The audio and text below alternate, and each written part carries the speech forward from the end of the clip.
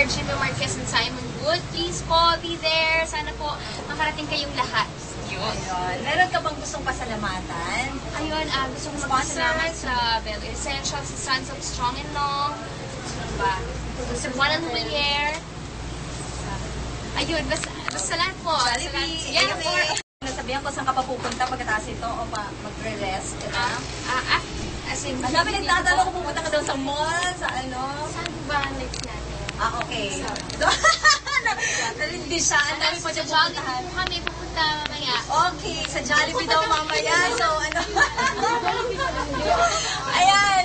Medyo, ano kami, hindi kami sure kung ano oras siya dadaan kanina dito. Ang dami din nagtatanong. Miss Sarah, ano ba ang maaasahan ng mga listeners niyo? Kasi the first time you came here sa Lucena, medyo mas bata ka pa. I think that was 4 years ago. Mag-guest ka rin Mr. Audie Alcacid. Pero ang galing-galing mo na nun. Ano pa yung mag-witness namin mamaya? Ano pa? Bukas. Kaya nga po, you should be there. Ay, hindi niya sasabihin. Kailangan na doon kayo. Surprise po. So, we'll see you there. And hindi na natin naabalahin si Miss Sarah kasi pagod na siya and ang dami pa niyang pupuntahan. So, final words there. May album ka ba? Ayan, salamat. This concert is brought to you by First Ventures Productions. Ayan, producer. And your tickets po are at 1,000, 1,500, 1,250, 750, 550, and 400.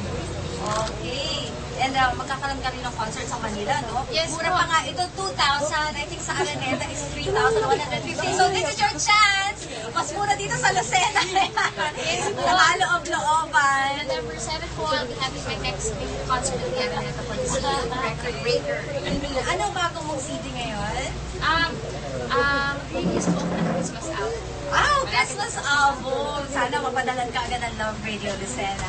Okay, thank you so much, Miss Sarah Geronimo. Bukas po sa Quezon Convention Center, ang concert po ni Miss Sarah Geronimo with Billy Crawford, Mark Bautista, Jimmy Marquez, and Simon Wood. So, thank you so much, Miss Sarah Geronimo.